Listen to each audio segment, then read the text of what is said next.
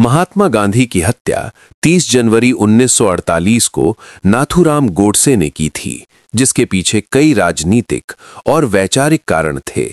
गोडसे एक हिंदू राष्ट्रवादी था जो मानता था कि गांधी जी की नीतियां भारत में हिंदू हितों के विरुद्ध थीं और वो मुसलमानों का तुष्टीकरण कर रहे थे।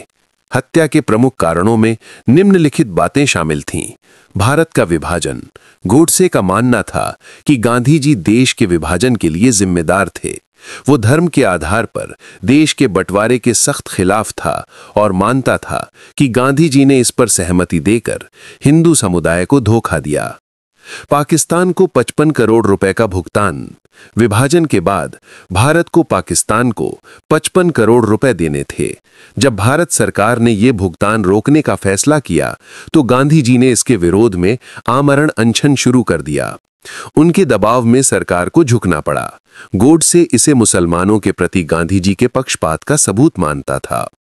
मुस्लिमों का तुष्टीकरण। गोडसे और उसके साथियों का मानना था कि गांधी जी मुसलमानों का अनुचित रूप से पक्ष ले रहे थे।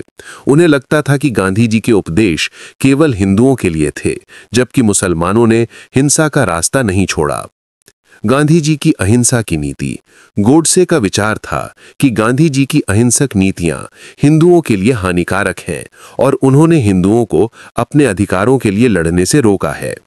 गोडसे का तर्क था कि हिंसक आक्रमण का जवाब हिंसक आत्मरक्षा से ही दिया जा सकता है। दिल्ली में दंगे।